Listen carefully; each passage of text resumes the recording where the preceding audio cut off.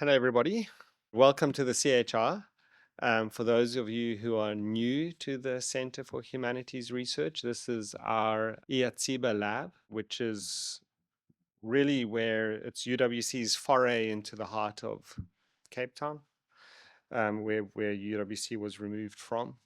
Iatsiba is isiXhosa for it is jumping, and it's about the way that our method of research really looks at the way concepts jump across disciplines, the way knowledge moves, the way people moves or move, people move. Sorry, correcting my own grammar. And that's what this building really looks at. It situates art forms like kinetic objects, documentary film, sound studies, alongside more theoretical and exploratory humanities research in a variety of disciplines. So some of us are historians like Pramesh, and some of us are literary scholars or pretend to be philosophers or in sociology, etc. So we are a very broad mix. And one of our key questions for a long time now, but coming into a sharper and sharper focus, has been on this interface between the human and technology, and the connections between that and problems of race, problems of being in the world, what the world means, what ecology means, what environmentality means within those kinds of frameworks. And so it's a real pleasure and honor to be able to introduce Prof. Dr. Erich Hörl, which he's had to adjust himself. Being from Leuphana University, he's had to adjust himself to our mode of introducing people by first names without all the honorifics that normally come alongside it. But Erich is a professor of media culture and media philosophy at Leuphana University in Lüneburg. He is co-director of the Leuphana Institute for Advanced Studies, which has a direct partnership with the CHR, and also on their what is it called? The Rectors Council, University, the Presidential Committee of the university. He's also the co-director of the research training group on cultures of critique that we've recently hosted here with other colleagues of his. So he works on the theory and history of disruption, on the philosophy of technology and media. Key works of his include, and I'm just scrolling down this ridiculously long list to get to the books which are at the bottom of it. So general ecology, sacred channels, the archaic illusion of communication, titles in German, which I will skip over, and critique and the digital. So I think the most important thing in introducing Erich is to draw attention to the way that his interventions around environmentality and human and technology have been shaping our questions on the digital ecologies, new ecologies of the subject, those kinds of questions which have shaped Pramesh's British Academy Research Chair in Cultures and Techniques related to digital humanity. I've said enough, I think. There are a long list, I wasn't joking, of publications and books and all the rest, and we could spend another half an hour, but I'm more interested in what Erich has to say. So without further ado. Thank you so much, Moritz, for introducing me. I'm glad to be here. I'm glad that you all are here and want to listen to his talk. And I want to thank Heidi, Moritz, and Premish and the whole CER for hosting me and to continue the work. And I'm officially member also, I guess, of the CHR now, right? So it's also a home place, so to speak. Today I want to speak about the disruptive condition and philosophies of care. Moritz already said that's one of my bigger working topics and projects. And Yeah, it nicely also, I guess it frames, it also deeply connected what we did during the last 1.5 week here about the question of environmentality, environmental media, environmentality understood really as the power knowledge complex that is implemented by so-called environmental media that connect us with the environment and interconnect us with the environment and facilitate our action uh, uh, to influence and to manipulate the environment and so on, and the other way around. But yeah, maybe I start directly because I have a long text. It's about 1 hour, but I tried to be not as complicated as the last time. I have 3 chapters, actually a prefatory remark, and then a longer chapter on the disruptive condition, and a shorter one on philosophy's care. I'm talking to you today deeply worried about our situation, but who is not worried these days? We live in a non-time of disruption, and not just since yesterday. This non-time is characterized, among other things, but essentially by a particular noetic devastation, as Bernard Stiegler, the French philosopher, puts it. Noetic devastation, namely by the suspension of the psychosocial capacity for experience and expectation, a suspension that underlines the ability to futurity, means to project future, which we always have to take care of, which we have to cultivate, and which is never simply given to us. And I just have to interrupt myself here already because the difference of experience and expectation is so crucial. I take it from Reinhard Koselleck, that's a famous German historian. And this difference, the pair, let's say, between experience and expectation is for him, and according to Koselleck, the central difference that organizes the various regimes of historical time. And he was a great historian of modernity. And in modernity, expectation, that's his core thesis, let's say, is no longer coded by experience. Expectation explodes experience, so to speak. There opens a gap, a deep gap between experience and expectation. And in the light of expectation, experience becomes devalued. That's the crucial thing in modernity. So there is no expectation without experience and no experience without expectation in general. But in modernity, there opens a gap. And one could say also, instead of experience and instead of expectation, retention and protension.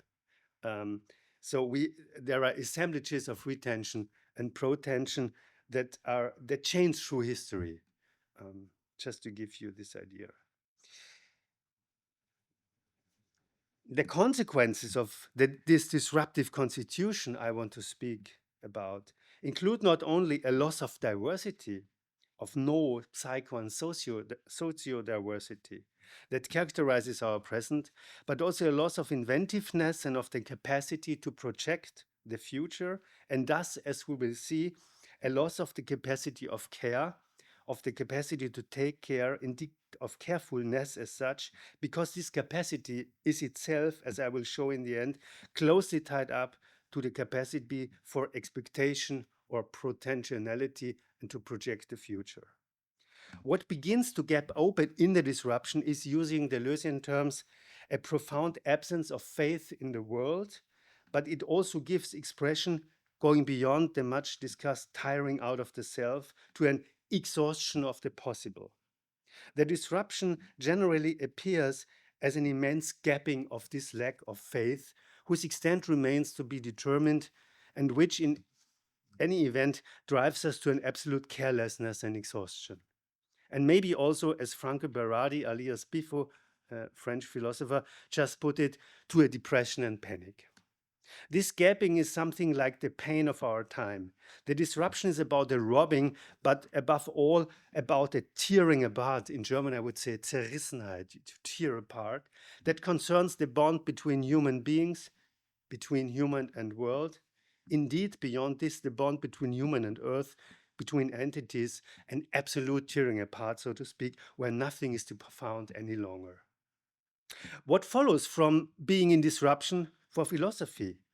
Not that I could answer the question here and now as you might have hoped, but I'll try at least to articulate it as a question.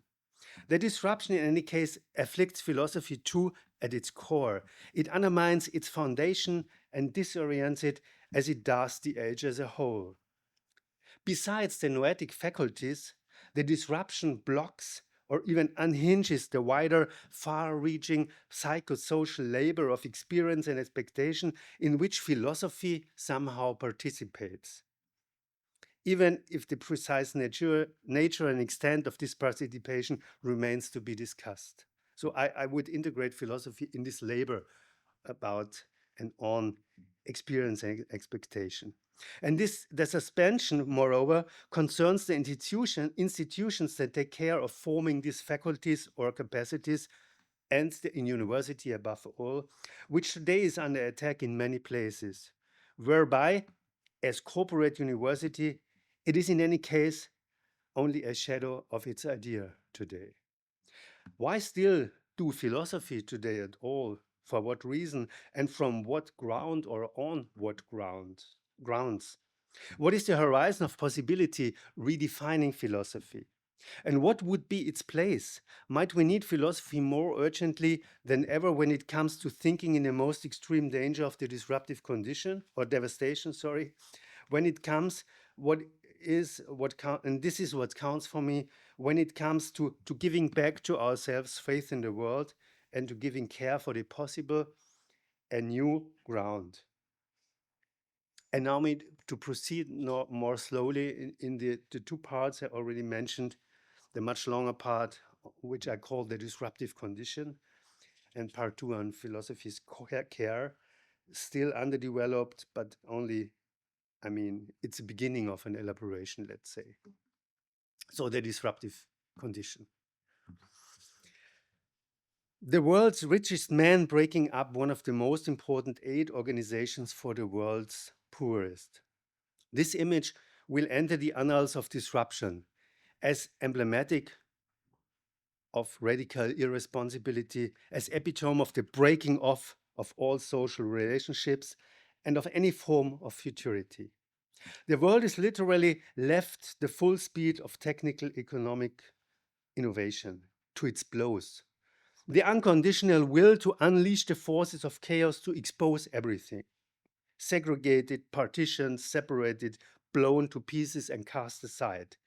To unleash the forces of chaos to expose everything to the spontaneous order of the market. A will to radical disintegration and fractalization. That is not only an expression of a completely disinhibited crack-up capitalism, as Quinn Slobodian said, of its strategy and ideology of fragmentation, that incessantly gambles on the amplification and acceleration of processes of dissolution, and has now become the model for the comprehensive reordering of global politics. It is exactly what Jacques Derrida called apassionality, a term he used to describe a central moment, as most of you know, of apartheid. If apartheid must be understood, as Prema Shlaro thinks, not only as a form of the state that has been vanquished, but also always as a global form of power, a form of that instrumentalizes differences of ethnicity, say, or sex or class, for the purpose of political partitioning, then the politics of breaking up we're witnessing must be recognized as the specter of apartheid haunting us. Maybe even as a form of reinstitution in the form of a contemporary political technology of government. Disruption, from the Latin dirumpere, break apart, tear apart, smash, dissolve violently. Disruption is the word of the moment that names the strategy of breaking up liberal, democratic, and multilateral structures. When these structures are evidently attacked and broken apart across the world, the emancipatory values bound up with them, freedom, equality, justice, dignity, autonomy, universal human rights, and reason, are to be wiped out.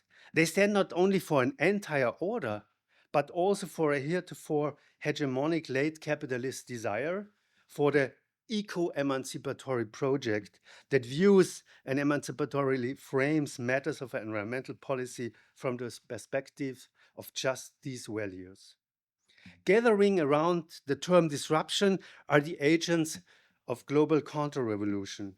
The concept serves as the banner they follow in their campaign against wokeism, which is only a polemic term meant to concentrate all emancipatory values in one word. And as Franco Berardi before points out, the key word of the ongoing criminalization of any form of consciousness as awareness of the self and the other. The breakup of legal, moral, and democratic ties, as well as of other social obligations in enlightened societies, which the 21st century's counter-revolutionaries propagate as the panacea for reconquering lost national sovereignty, economic dominance, cultural hegemony, and of course, white supremacy. This breaking up has increasingly become less of a social problem and more of a social norm. The hatred and the anger that no longer want anything but breaking, the nihilistic chants continue to swell. The famous metapolitical reframing, that most diverse forces of the new right have been working on for many years, practically since the 1980s already, culminates and unfolds in the disruptionists' general narrative of breaking up. And when I say I don't know if you're aware of this, the term metapolitics, which the new right uses, let's say globally, I would say, refers back to Antonio Gramsci's theory of hegemony. According to this, political power is conquered through cultural and ideological hegemony, and the long-term work on a so-called pre-political field aims to reframe feelings and thinking in equal measure. And this is the main goal of the new right's media policy and social media campaigns. Disruption thus has advanced to become the counter-emancipatory imperative and the new great narrative that shapes our historical situation after the end, let's say, of the great narrative with Lyotard, which was the great narrative of emancipation. At the same time, however, the concept of disruption is also a valuable descriptive category. It's not only a battle cry, so to speak, of the disruptionists. It's also a valuable descriptive category. Studies of the fundamental crisis beset constitution of contemporary globalized societies might use this very concept for a critical purpose. It is very much the cipher of today's socio-historical constitution and allows for outlining this constitution. That's more or less my main thesis. Yeah. It may also serve as an analytical concept and as a category of reflection. Let's take Bernard Stiegler, for example, one of the most audacious contemporary thinkers, I would say. The French philosopher who died in 2021, so he's not witnessing what's going on today, understood our present as such as being in the disruption. In the disruption is the phrase by which Stiegler denotes our nihilistic situation. The statement is based on Stiegler's theory of how epochs emerge. As a matter of principle, an epoch is formed by a double interruption, he says. He calls this basic operative principle double epochal redoubling, double redoublement epochal. Not a very sexy concept, I agree. Double redoublement epochal. The development of this, admittedly somewhat unwildly, formula permeates his entire oeuvre from the beginning, from the first piece, which was a piece on Charlie Parker and the gramophone, by the way. So a piece about jazz. The development of this about jazz and technology. Sorry, Pramash, that's something for you. The development of this so concept permits his oeuvre. For an epoch to form, two times must interlink. I mentioned this already in the workshop, right? The first is the time of technological epoche, from ancient Greek epochein, to stop, hold back, stand out. And this technological epoche, which interrupts the given, always already present inherent forms of techniques that characterize an existing epoch. So this first time of being put in the question by the new techniques is the time of a time of crisis. The second time of the epoche is the time of different ways of knowing, living, and thinking. We would also say the time of socio-cultural forms. In this time, the new technological reality is adopted, and new forms of psychical collective individuation and trans-individuation develop that are constitutive for the new epoch. Therefore, double epochal redoubling. This second time, which follows the time of crisis, is the time of programmatic recomposition. It concerns forms and programs of education, law, politics, the arts, theoretical and practical knowledge, power, etc., and produces new institutions and new modes of social and economic organization. It is the time of asking questions, which, after the first time of being put into question by technology, opens now a psychosocial life once more to the unexpected and the improbable, and which precisely in so doing articulates futurity. But what if the previous ways of knowing, living, and thinking are suspended without the second time of recomposition being allowed, without it being taken care of, without, therefore, society being able to adopt the new technical reality? Then, and this is the main thesis Stiegler was obsessed by, then a generalized proletarianization and disindividuation make headway, and all epochality begins to fall apart, thanks to the spread of a psycho-collective paralysis. What then remains is the pure gapping of the interruption, I would say, since there is only interruption but no recomposition. And it is this pure gapping of the interruption that Stiegler calls the disruption. I mean, he didn't phrase it this way, and focus this pure gapping as such. That's what I now want to really go deeper in. But his whole framing is so interesting and valuable for our diagnosis. There is undoubtedly a certain fixation, you might think, on techniques in Stiegler theory of disruption.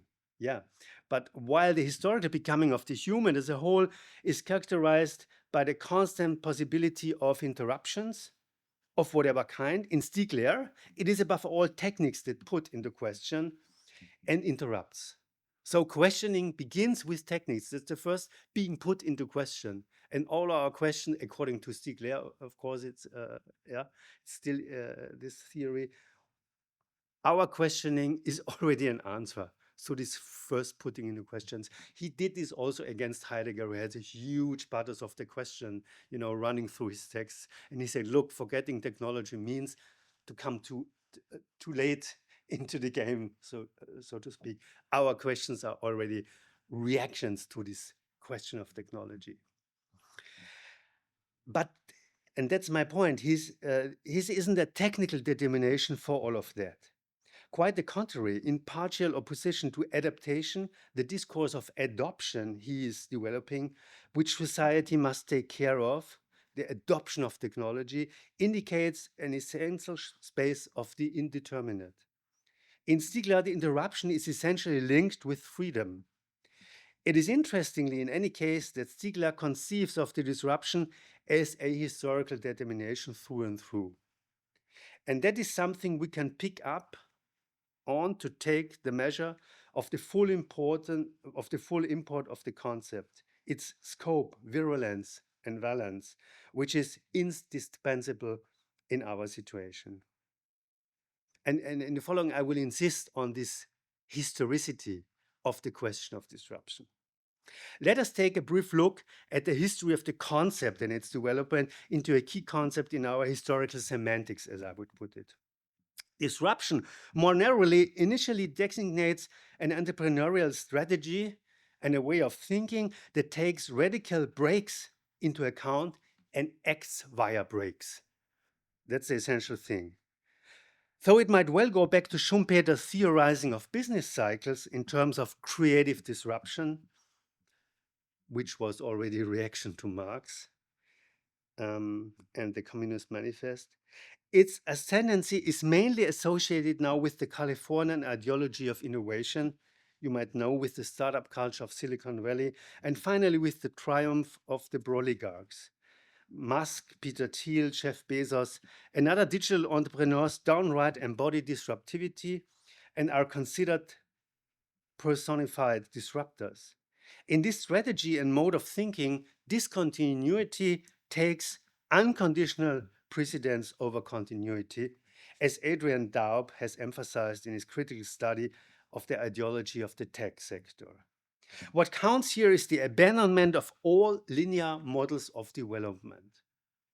The meteoric rise of the concept of disruption goes back to Harvard economist Clayton Christensen.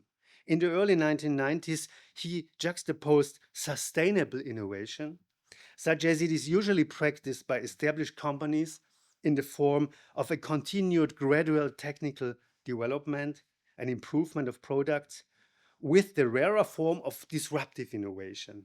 So we have sustainable and disruptive innovation. And disruptive innovation, such as it is often practiced by newcomers who, beginning in the marginal or lower sectors of a market, end up overturning the whole market and push the established companies aside. After 9/11, as American historian Jill Lepore has noted, Christensen's theory of innovation, which for all the hype, quote, rested on a weak empirical evidence, as she showed in her piece, became gospel, a system of belief, a way, still quote, a way of reckoning with uncertainty in an age of rapid change, an age of terror. The gospel of disruptive innovation applauded recklessness and heedlessness, end of quote. So where at first there only seems to be a certain conceptualization now of entrepreneurship, there appear, with a closer look, certain underlying representations of nature and history. If every age had its theory of nature and its theory of history, Lepore surmises, then the 18th century enthusiastically embraced the idea of progress, the 19th century the idea of evolution, the 20th century the idea of growth and innovation, and our age finally, Lepore says, the idea of disruption.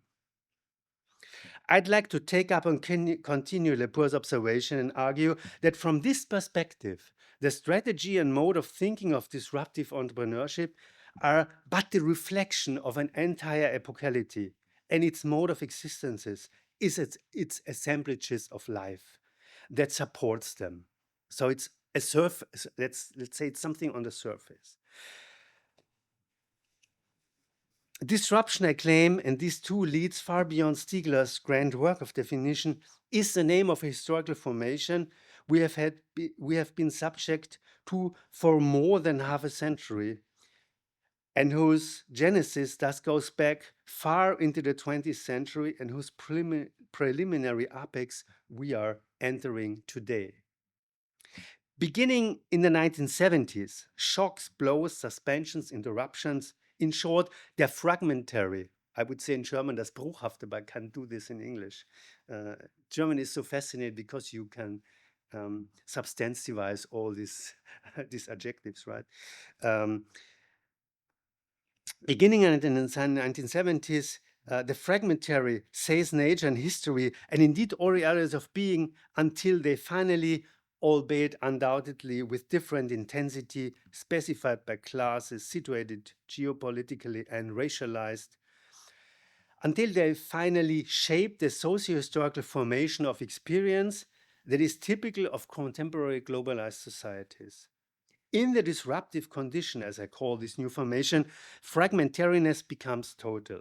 It becomes the dominant socio-historical pattern of experience. Maybe even a dominant socio-historical pattern of experience, resulting in a growing difficulty to experience at all, as we might say today. It defines the logic of social reproduction, and it becomes the central moment of the formation of world. Societies and individuals, in other words, perceive their present as well as possibilities of action they have in this present to be disruptive in many ways. Market breakdowns, supply chain and infrastructure breakdowns, energy and food crisis, radical contestations of democracy, climate change events, ecological catastrophes, pandemics, etc. Social self-perception, too, self-conception, and reproductive conditions are permitted by this kind of fragmentariness. And if the world must be erected time and time anew, it's never given, as we know, is never simply given, then this too increasingly takes place in the mode of breaking. The break itself becomes the model of world formation, even if it may ultimately lead to a radical deworlding and unworlding. Break and interruption, no doubt, are already a central feature of the modern regime of historicity, as François Hartog puts it. Maybe I explain what, according to Hartog, a French historian who was already also here, right, at Cape Town.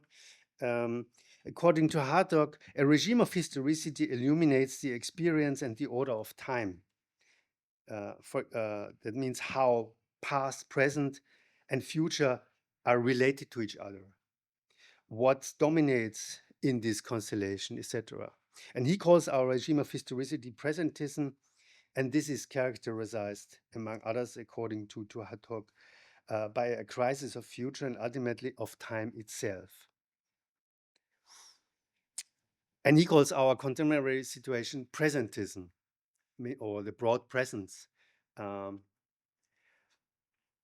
So break and interruption now are already a central feature of the modern regime of historicity.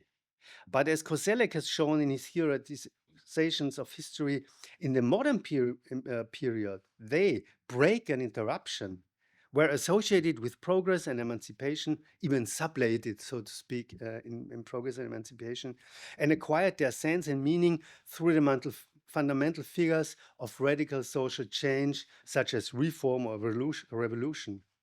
And this is essential within the horizon of and in principle, of an open future.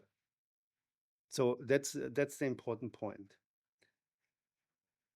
They were modern in just this broad conjunction and delimitation of a culture of sense that was named by the collective singular history with a capital H. And this collective singular history has been invented during the so-called settle time between 1780 and 1880. The settle time was mentioned by Nancy Luxon already last week in her talk. And it was alongside with progress.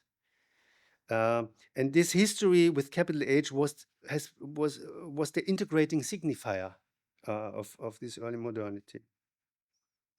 Even deconstruction, for all its meaning, and for all its distancing, from modernity, took up interruption as a radical critical gesture. Of course, as a legacy of 68, I would say.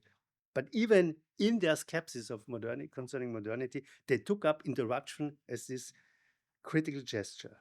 Maurice Blangeot, for example, preparing the ground for an entire formation of thought, celebrated language interrupted, or, quote again, interruption as meaning and rupture as form, in which an entirely different relation announces itself, still quote, a relation that challenges the notion of being as continuity or as a unity of gathering or gathering of being. Jean-Luc Nancy, end of quote, Jean-Luc Nancy conceived another famous example of the interruption of the myth, and fragmentation, suspension as the key task of history of sense of our time. Almost nothing dampened the celebration of interruption as a critical operation. And Stiegler, thinking of interruption too, that I already mentioned, belongs in this context, even if it is there that a suspicion about the regressive dimension of interruption first comes through, I would say. In the radicalness of the disruption, history, after the end of history, as the end of the collective signifier of history, of the collective singular of history, So in the radicalness of the disruption, history has overtaken this emphasis of interruption. We have today entered, I would say, the pure immanence of the break.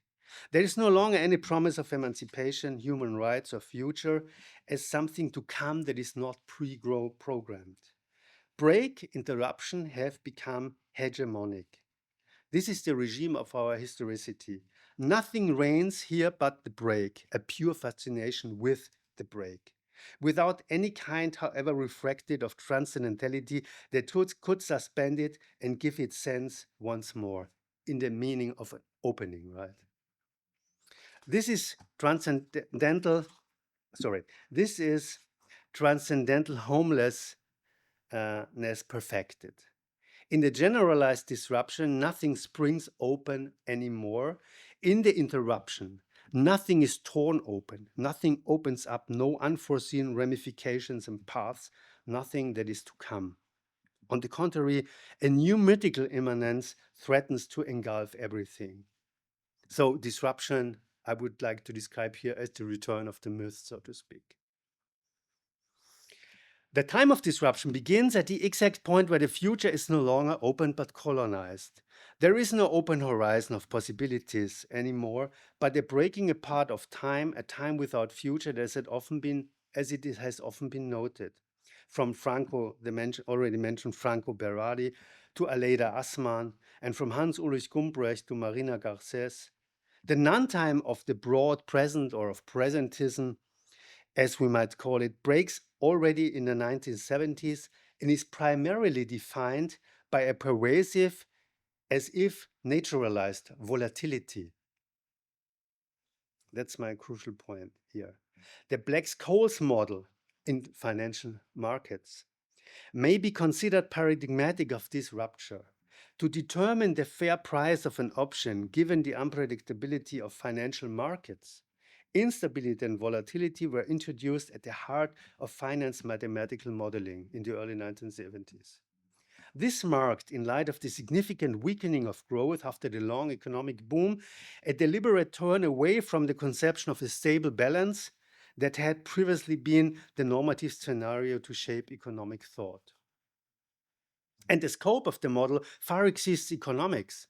So it paves the way for an epistemology of uncertainty and thus affects the full breadth of being. It undoubtedly resonates with many different other factors, all of which indicate the crisis of future and must be understood as symptoms of its collapse. Since the publication of 1972 of the Club of Rome's The Limits of Growth on the Situation of Humanity, a generalized logic of threat and looming catastrophe has imposed itself and generally radically clouded the future. Management became management in the face of endogenous shocks. Next example, the financialization of the world economy since the end of Bretton Woods, end of the gold standard in 1973, in the course of which information technology and financial markets interlocked highly efficiently and reorganized capital markets, comes with speculation and dynamics of depth unprecedented in size and scope. Future was completely seized by and radically subsumed under capital. Scenario planning, such as it has been established since the 1970s too, obeys this logic of subsumption. Scenarios give an idea of what could happen. They are forecasts of and speculations about future for the purpose of maximizing profits. A management tool for producing alternative histories about how the world might develop.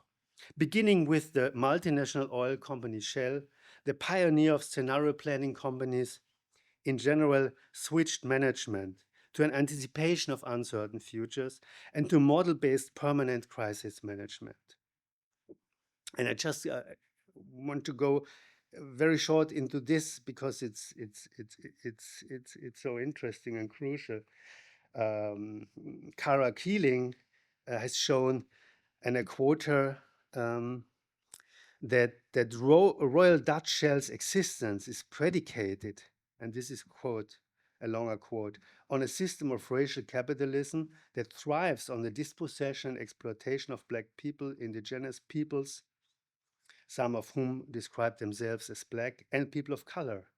And the quote still goes on, a future in which shall would continue to exist as such forecloses upon a future in which those groups of living beings we currently identify as Black people and or indigenous peoples have the resources to enjoy a sustainable and joyful existence on this planet. And she shows how the whole idea of scenario plan came out of this setting. Just one example to go somehow deeper, how this closing of futurity is concerned and with the question of race. And if you could even go deeper and say, okay, even the question of a lost futurity, who could lose futurity, there we could already begin to start, right? To ask us, okay. And in the early 21st century, finally, the appropriation of future acquires a central moment in the introduction of a completely new regime of futuricity, namely, and these were discussing during the last days, preemption. On the basis of algorithmic processing, and that's the explanation, of relation patterns that dominate in large data sets, their future is preempted and the present is acted on in order precisely to prevent the occurrence of this future or set it on a different track. What initially seemed to be relevant mainly in the context of fighting terrorism after the attacks of September of 9/11 and of preventing potential crimes, so the whole problematic of pre-crime, has in the meantime morphed into the principle of a new mode of government.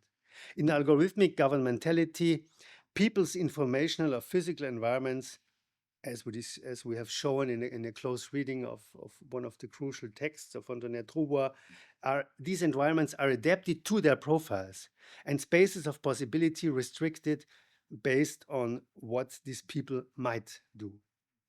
After statistical prediction, which concerned probabilities in the model of the late 19th century, preemption, our new now operational mode of anticipation, enters the stage as the restricting management of the possible and the limiting appropriation of future, all thanks to the infrastructures of our computing environments that operate in the microtemporal domain. And there are other features, but what is at stake is always the colonizing of what is to come. That's my point here. In the time of generalized disruption, the break encloses psychosocial life only in a strange something without history and future, the core of our temporal order, the outlines of which have become apparent throughout these developments for half a century now. The now dominant socio-historical experience assumes the discontinuity of world. It reacts to it. I mean, that's the model, so to speak, right? It reacts to it in a fragmentary manner and thus forms a coherent logic of the break. The only continuity to still exist is that of a discontinuity. Change has, as such, merely looms over everything, threatening, no longer promising. It becomes the fetish of a disruptive economic technological innovation. That and nothing else is the end of history with a capital H that so much has been made of, the beginning of the disruption. For me, really, the discussion about the end of history since the 1950s was already heading towards this new historical constellation, what I would now call the disruptive condition. The break in nothing but the break is affirmed unconditionally. All this is a dangerous shift whose ugly face is showing itself in a techno-feudalist coalition of politics and big tech, recently summarized by Timothy Snyder in the nice term Mumpism, and that might be entering its zenith into the joint appearance of the Mumpist and the Putinist oligarchs. In a violent combination of fossil and digital capital, coming to the fore here, we experience the breaking up of the prior world order and the reordering of the world under the auspices of the break. Disruption here does not necessarily have to be regarded as the project of some right-wing capitalist elites that quite openly favor a capitalism without democracy. to take up the phrase of Slobodian, although that is certainly what it also is. In any case, it can no longer be overlooked that it designates the perfected nihilism embodied in this joint appearance of the disruptors. Life in and as suspension, as interruption of life itself. That is the challenge we have to confront with all our might. Our thinking and our practice must respond to the great being put into question by and in the disruption, must indeed restore the social capacity to respond, which is dramatically affected, if not interrupted, in the disruptive condition in the first place. One might even say the ongoing destruction of psychosocial life in the disruption is aimed at eliminating any capacity to respond. If there is something today that must be interrupted, it is the new myth of interruption that has descended on us a new immanence. The disruptive condition, and that's the last detail here, forms an answer to the ungovernability of the 1970s society, whose after effects we still feel today. In his genealogy of authoritarian liberalism, Grégoire Chamayou has shown the use of the crowbar and the sledgehammer, which today with Mila and Musk has turned into the chainsaw, the symbol of the disruptionist. But he has shown that the crowbar and the sledgehammer, the intended radical break and its disruptive social consequences to be the key moment of the great reaction to the protest movements of the 1960s and 70s and the crisis of governmentality, as it was called, that came with them. This can be considered a crystallization point for the imposition of a logic of the break that was subsequently to dominate the reproduction of contemporary societies. After half a century of breaking apart, fragmenting, and disintegrating life forms, ways of knowing and thinking in socio-political programs by the blows of technical and economic innovations, and the force of Anthropocene shocks, Naomi Klein rightly spoke of the shock strategy that had formed and thereby early on named one of the core moments of our historicality. So this after half a century of this breaking apart, our psychosocial capacities and processes for dealing with radical change are profoundly shaken. A comprehensive counter movement for self-protection of the kind with which, according to Karl Polanyi, society reacted to the great transformation, the 19th century unrestricted expansion of the market and the spread of the new form of life that came with it, does not or no longer exist in the disruptive condition. The already mentioned eco-emancipatory project, which to be sure may well be understood itself to a certain extent to be disruptive. They understood themselves as disruptive, right? And thus obeyed somehow the logic of the epoch, and which in ever new attempts pursued the re-evaluation of disruptiveness into the great socio-ecological transformation they pursued. So the already mentioned eco-emancipatory project has become just as untenable as what it objected to, even if it gained a certain cultural hegemony for a while. With the collapse of this project taking place before our very eyes, disruptiveness fully reveals itself to be the signature of the epoch. Ingolfur Blühdorn, that's a German sociologist, is thus quite correct to infer a new ungovernmentality that threatens in this collapse. And perhaps the profound reversal taking place in the entry into the disruptive condition is nowhere as evident as in the career of the concept of resilience during the same period. The resilience strategy, which had been making headway for more than half a century, it starts again, beginning of the 70s, focuses on the capacity of ecosystems, individuals, communities, enterprises, markets, or states even to respond to stress, radical change, and shocks that count as the new normal. There is practically no more area today that would not have been to be thought and projected with a view to resilience, and thus always already from the perspective of stress, radical change, and shock, fragility, and precarity. Resilience generally proves to be a central figure of sense of the disruptive condition. It expresses the general volatility of being mentioned earlier. Its pervasive establishment indicates the normalization of the disruptive condition of nature and history. What previously would have been regarded as catastrophe has now morphed into a question of control. Resilience allows the adaptive management in the face of permanent change and a pervasive being beset of crisis, and thereby promotes a protective technocratic reconceptualization of the planet and of life. Advanced theorizing in the humanities, too, has left anything but untouched by the new regime of historicity of the disruptive condition. In the 1980s, the post-structuralism I already mentioned very prominently discovered the ateleological, the implosion of all purposes and ends operated by technology, and above all, the end of sense and the end of history is striving too.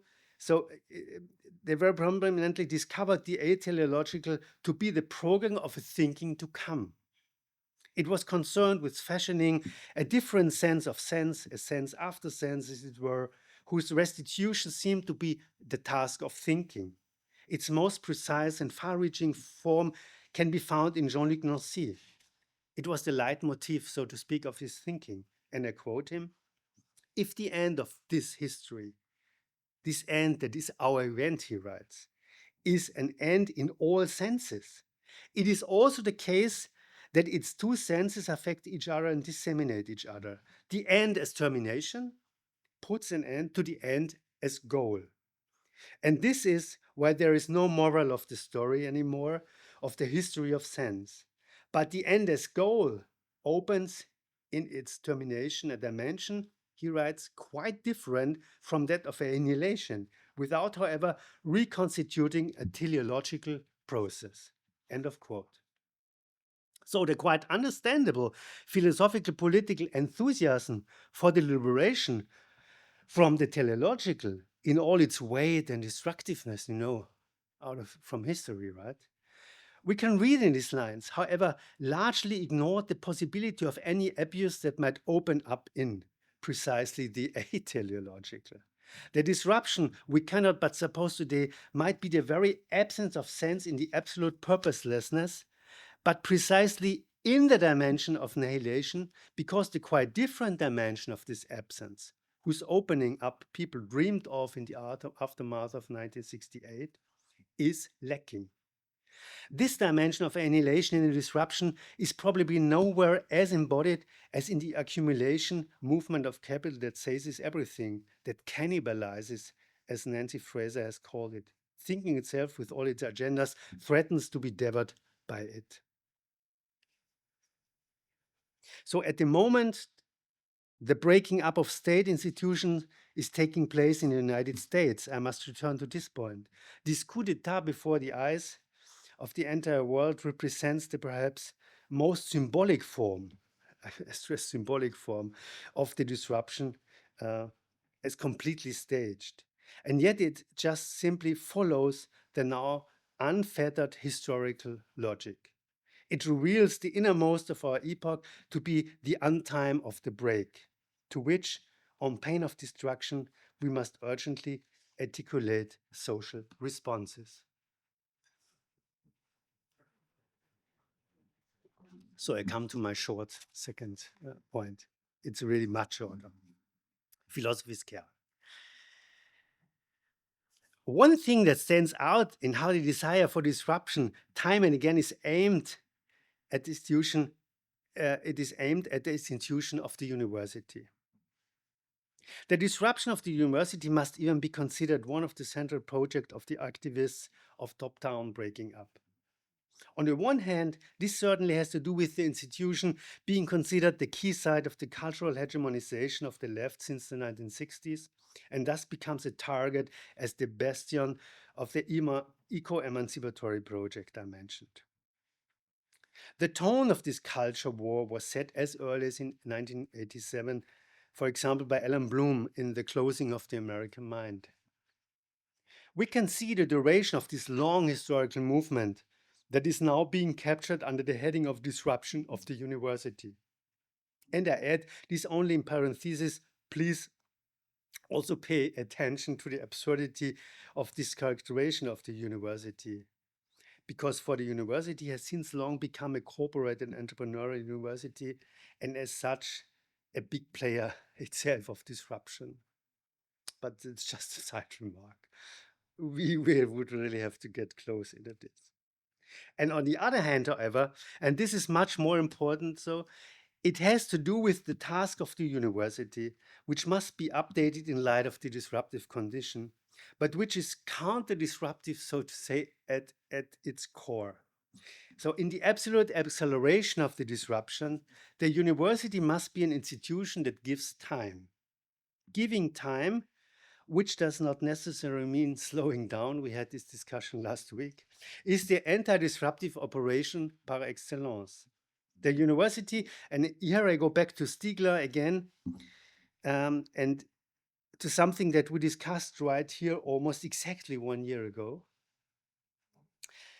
The university has become not only a site of scientific technical innovation and thereby marked and devastated by the speed of the disruptive condition, it must also in this light, despite everything, be considered indeed the site of recomposition, a place that gives time that immense effort of putting the world back again after the shocks, and blows and recomposing possible worlds in oppositions to the intensifying disruptive depossibilization. The university to come, in any case, can and must be understood as a size of recompossibilization, of opening up possibles of compossibles, so to speak. It grants time to encounter the world, but also to take it over as an inheritance, to non-reactionary restitute the time of tradition, and within this time to restitute the capacity for futurity broken in the disruption. The university thus comes into view as a therapeutic and caring institution, maybe also as a healing institution, as a place of caring for answers to the great being put into question by organized irresponsibility of the disruption, as a place of responsivity that first of all seeks to bring back the society's threatened responsibility. It is the target of the full force of the disruption's hatred. That is because it can be a place of caring and careful thinking, the place of an epistemic care about what knowledge is produced, how and what for, about what ways of worlding we incite, about what narratives we shape, and about how we deal with the various traditions. I mean, this is all the take of Donna Haraway, that's her focus on epistemic care. And in the face of the catastrophe of the disruption, caring may well be the very cipher of a new enlightenment even. Some even see it as something like a new revolution. In the disruptive condition, the problem of care, which is brought out by the question of the university, such as it is posed today, becomes visible as a key problem of time which goes far beyond the university. Care, and this is crucial for me now, concentrates the capacity for protension and for futurity. Why? Heidegger basically saw as much as in his existential analytic insofar as he located the originary structure of care in a forerunning towards death constitutive of Dasein.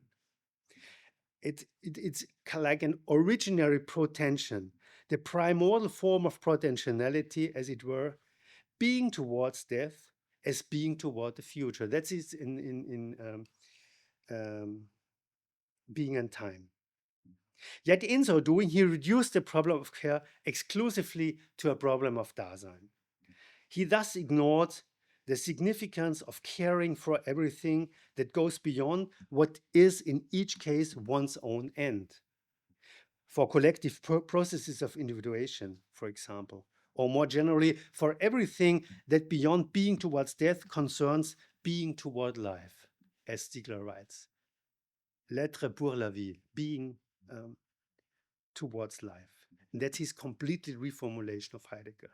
Stiegler saw this very clearly. From this perspective, care, and we read the passage tomorrow in the seminar, from this perspective, care would always also and first of all be care about continuity in the discontinuous. Conceived beyond Heidegger's reduction, care is, quote, the absolutely positive originary protension, which is the affirmation of life itself, as Stiegler writes. In a disruptive condition, we could say, this very positivity has been inverted into a pure negative.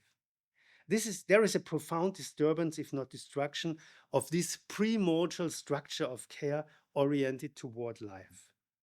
In the confluence of disruptive processes of globalization and disruptive planetary processes of the climate crisis, so in this somehow at the crossroads of this globalization and planetarization,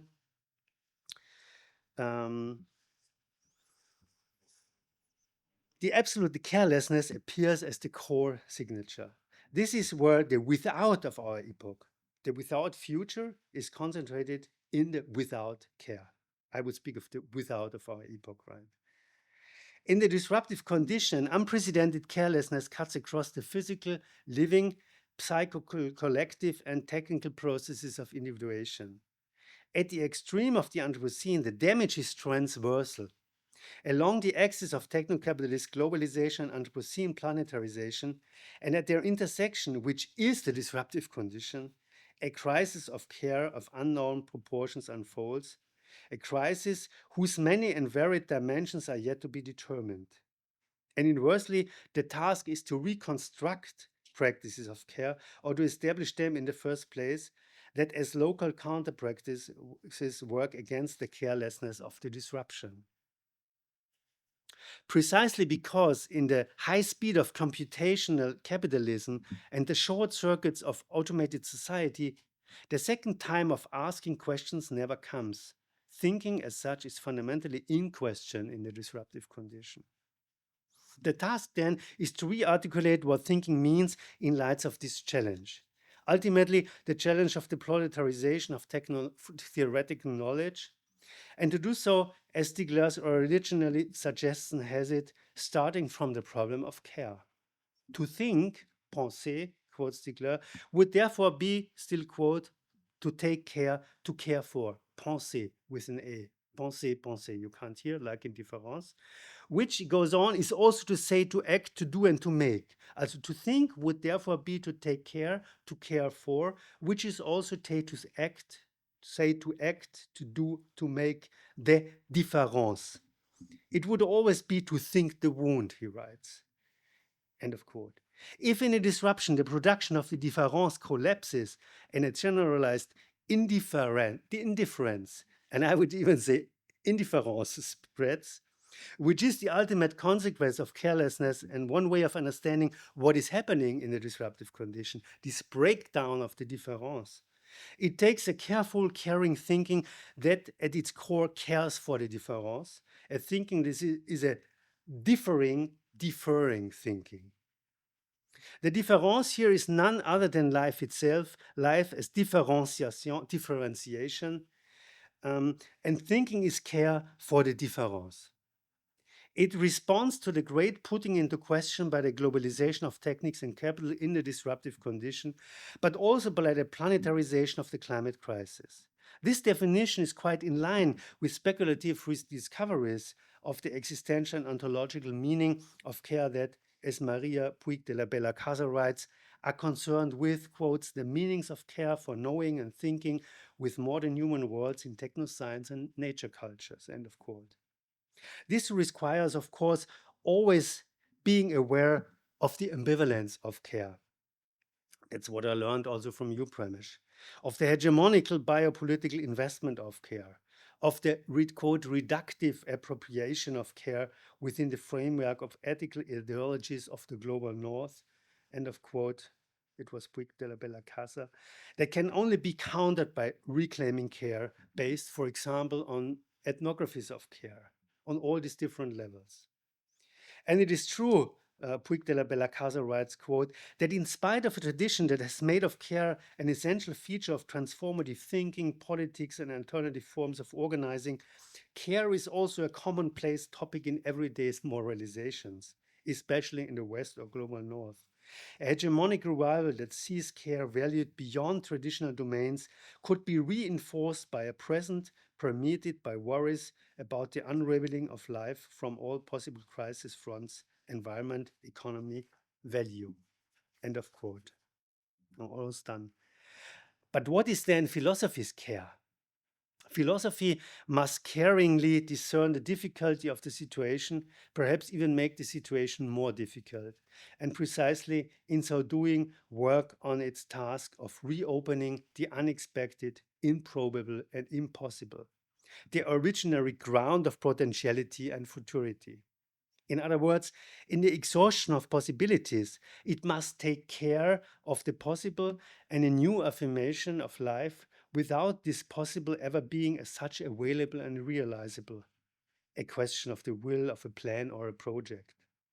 The possible, as Suribashvili following Deleuze has it, opens from or in and quote encounter with the world, end of quote, but also in a suddenly converging shared experience of the intolerable, as if, quote, a society suddenly saw that was what was intolerable in it and also saw the possibility for something else. This was exactly how Deleuze described 68.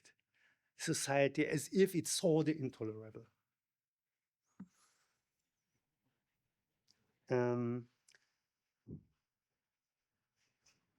But do we see, I'm tempted to ask just in between here, do we see the possibility of something else?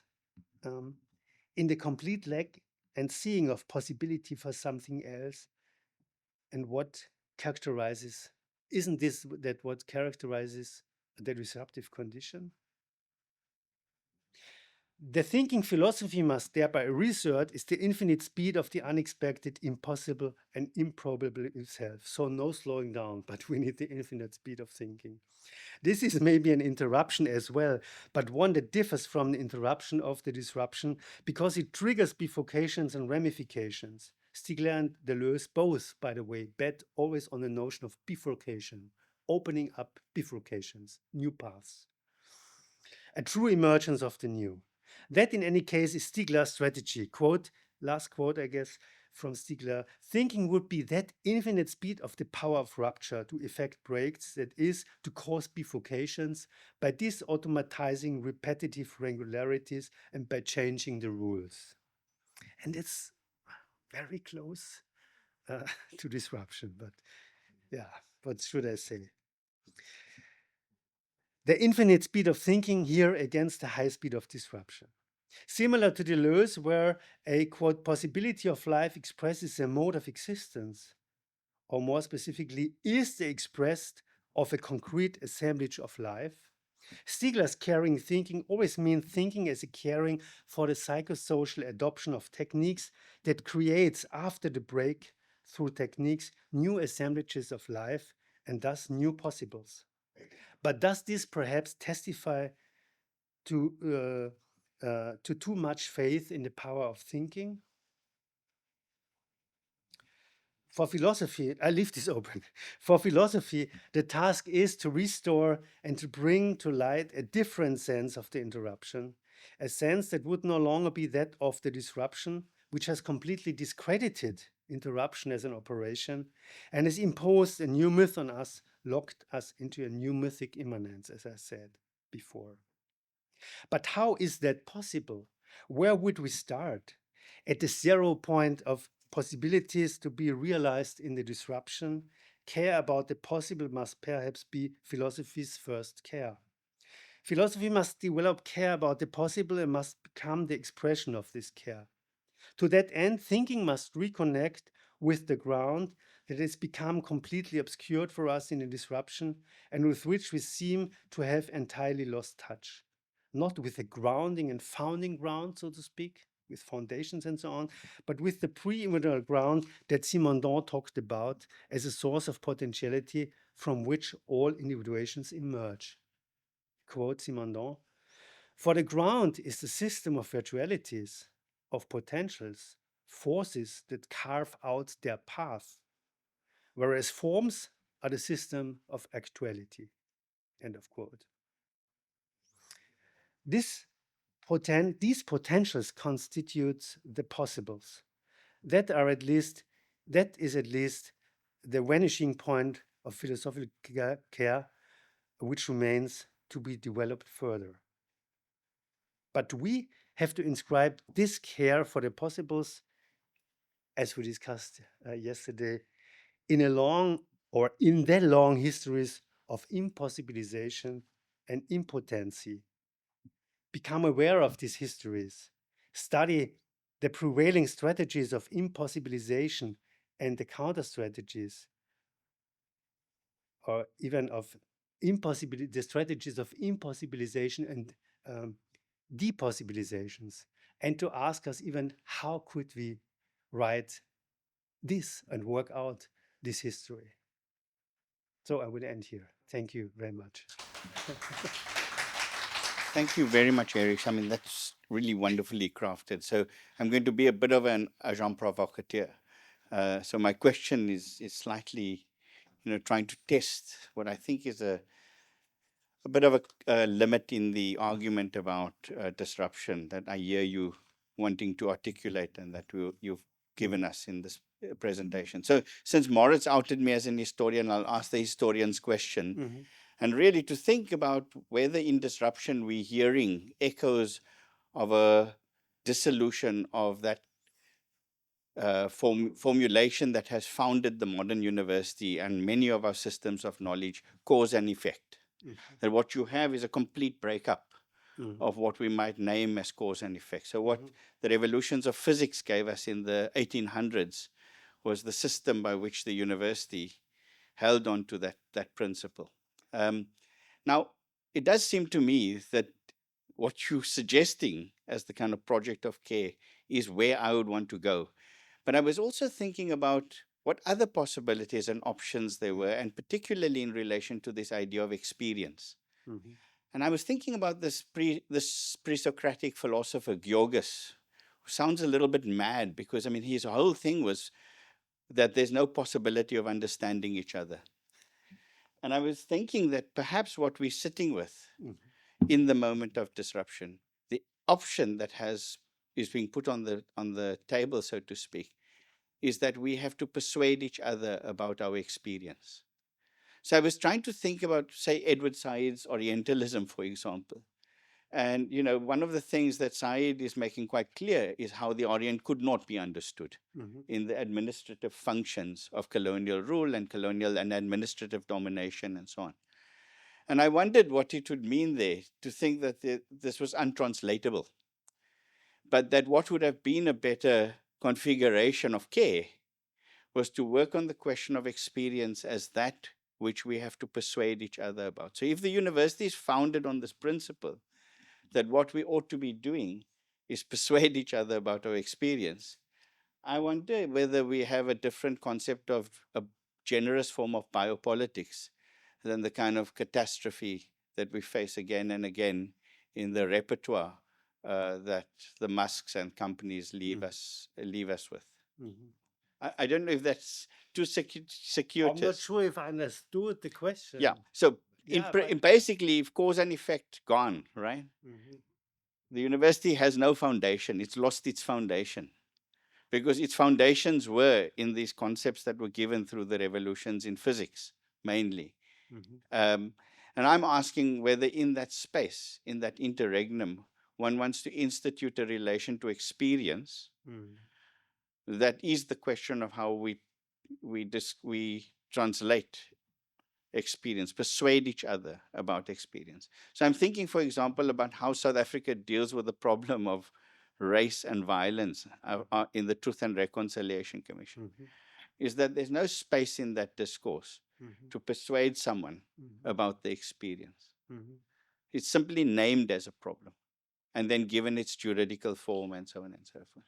So I'm trying to ask, is there a different way through this disruptive condition, than the one proposed by Stiegler? Yeah. I mean, what I try to do is to evacuate his idea of care a little bit of a too fast understanding, of caring practices, but that it's really about the whole argument of futurity. I mean, if you think deep on care, you anyway end up with this, yeah, right? But I wanted to propose this. Yeah, I mean, in the when as we discussed during the last days, when we have this problem of reframing experience, and as I said, in the disruptive condition, experiencing as such has become a very precarious thing. Means to create in this chaos, to create something like experience, and I think that's a very good idea actually, to start in how did you say, persuade each other of each other's experience, right? As a kind of way as a kind of refounding, no? Do I understand it right? That you mean, yeah, why not? I mean, this is this would force us even more to go deeper in this question of what experiencing could mean, right? In the disruptive condition even. And what I wanted really to hint at is, I took this idea of Koselleck, that every epoch has socio-historical, a pattern of socio-historical experience. I mean, there are a lot of experiences around, but somehow some kind of patterning starts to dominate. That means not that nothing else is going on or possible, but that's it starting to, it's kind of a dominating pattern that somehow develops. And I think that it is right to focus the question of disruption of that to that point, which would mean that one would really do then the careful work of describing socio-historical experiences of disruption, and which might be very difficult and very different. Means ethnographies of the disruption of subjectivity, let's say in South African contexts, but also disruptivity in, let's say, the so-called, they have a lot of names, the left behind, declassed, descended, offended in the global north. We have a huge discussion on this, and their experience of disruption, which is a complete different experience than others people might have, right? And I even wanted to say, even with this, and therefore I think the question of experience is here really crucial. The deformation of experience that takes place for even large part of the world, this might have been a long experience, yeah, and an ongoing experience. And I'm interested in the point now when this somehow, this impossible experience, so to speak, begins to develop, to become really hegemonical experience of life, so to speak, right? And that's only what I want to stress when I say that this creates somehow a new form of historicity then. Yeah, and as you see, what I didn't carve out and what you bring in now, the question of experience would is definitely at the core of the whole problem, right? And what I said to you this afternoon, yeah, since 2 years, I would love to develop this more, but didn't do it for 1,000 reasons. But yeah, why not? Maybe this is even a better way. I'm interested in this, in the question of proximity and what you're talking about. So the disruptive condition, disruption and thinking come very close to each other, the care of thinking. as you pointed out. In a similar way, in Pablo Oyozan's work on Benjamin and translation, the act of translation comes very close to the act of the police in the violence essay, the critique of violence essay, except for a question of point of view, right? So perspective becomes something that changes how these concepts that are very proximate to each other, very close to each other, are very different in their effect, and that's determined by the point of view that's in that moment. And this, for me, ties into the question of experience that you and Pramesh were just talking about, because point of view from a human subjective position is a question of experience, right? It's my point of view, the way I look at the world. And yet those points of views are produced. They're not innate in a subject, you know. There is your living, but then your experience is something that's almost layered over your living. So I'm struggling to unpick that. How do you get to the different point of view inside that proximity? Do you see what I'm? It's just something I'm thinking through. I mean, therefore I say, okay, socio-historical experience, just to say, okay, this is not about any kind of subjective or personal experience, right?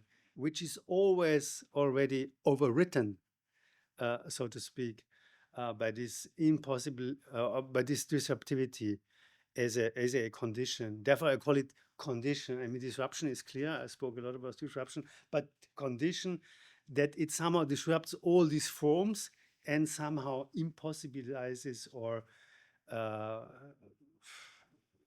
experiencing as the perverse, so to speak, social historical form of experience.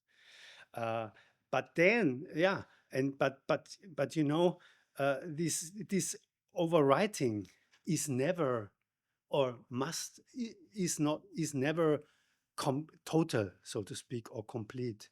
And I think now we come back to the question of aesthetic education, because aesthetic education somehow could deal with could deal with this impossible total overwriting and turn it and to learn and relearn, so to speak, experiencing beyond or after disruption.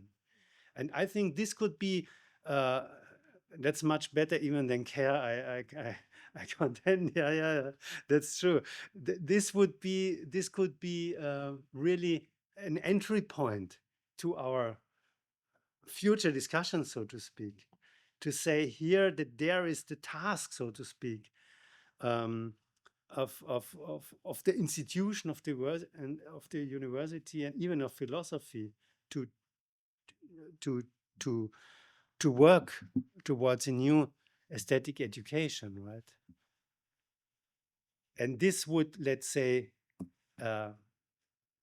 open, make possible other forms of experiencing again, so to speak. That are possible, of course, but we can't see them, or it's difficult, and it depends on so many. You know, it's a very situated problem. It depends on race, gender, class, everything. You know, that is in all this overwriting. That if you are able to come to an experiencing that is not this experiencing of the disruptive condition. I guess I answered the question, right? Yeah, it's a very good question. I wanted to know your concept of care. Does that play a role within the process of recomposition, or is it anti-recomposition? No, I would say, yeah. My understanding of care would be this kind of recomposing. That's what lacking. Therefore, I took it from Stiegler, but because I have the impression he never says how he comes from pensée to pensée, you know, from thinking to care and why he's doing this now and so on. Or I mean, it's not true that he never says it, but I wanted to find out what is the crucial point. And I think it's about caring, is about also this recomposing, the recomposition after the shock, so to speak, and after the disruption and so on. Okay, interesting. So recomposing, and okay, it was a play with words, but not only from recomposibles to the possibles that are in there. So caring has a lot to do with recomposing, caring for the wound, and recomposing also as creating new possibles, so to speak, of possibles. Possible, that means that inaugurate a we, a cum. I mean, the cum is in Latin a cum, a mit, a with. So making possible a collective and so on and so on, a certain form of collectivity. I think this is also inscribed in care. And this, therefore, I quoted also Heidegger, because he make care, I mean, a problem for Dasein simply, alone, so to speak, you know, not without any opening to a collectivity and recomposition and so on. It's a complete different register. Yeah. And I would say care has a lot to do with recomposing, recompossibilization. I would be really interested to hear you think, to hear you speak a little bit more, to unpack the kind of, I don't want to say model, but the image or the concept of temporality that is at work in disruption. It seems to me very complex. There's a duration, a kind of somehow experience, or let's say perception of a permanent duration, an eternal present, which does something to memory, including retention.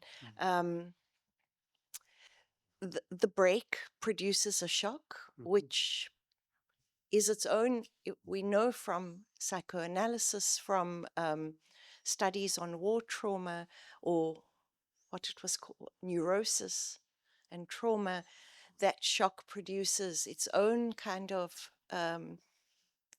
temporalities. And then there's the temporality of the compossibles. And perhaps those are, there's something about time, and particularly if it's time that is colonized, which is completely bizarre, because as we know historically, you know, there really has to be a territory for a colonization to, I mean, the colony's a place. And so there's something about the non-place, or and even the non-time, which adds another kind of problem to how time is working here and how you're thinking time in the disruptive condition. Not to mention how condition is itself productive of a conception of temporality that is beside experience anyway. But just to hear you think a little bit more about time and temporality in this offering. Thank you. I think I focused very much on futurity. And maybe this is also not a problem, but on the one hand, I wanted to show, I did focus on futurity because I wanted to show that, okay, we have modernity and the figure of the break and of interruption as a very modern, but that it is open, or that is sublated in open future progress and all this, and I mentioned emancipation and so on. And I think what happens when there is, when we cannot speak about an openness of future anymore, a breakdown or collapse of future. This is one dimension of this immanence of the break, when the break as such insists, you know. But you are right. One would also, if we say this is a new regime of historicity, we have to explain how exactly does the relation of present history or the past and the future change, right? So this relation to futurity is one, a very prominent, but only one of these dimensions, right, in this story. And how, I mean, and how would the story be described, or this reconfiguration when we look to the past? And that's true. That's, I mean, disruption has a lot to do with with disruption of memory, the disruption of tradition, and so on, right? So when I mentioned hard talk, I was a bit, when reading hard talk, and yeah, I thought presentism, that's fine, but it's not enough for me. I want to hear or to see what this radical presentism means. And I think the immanence of disruption is this strangely enclosed in the presence, right? But you're right, I would have to find, or we would have to describe also this, what disruption is doing as or historical experience of disruption to the past, to the memory, to tradition, and so on.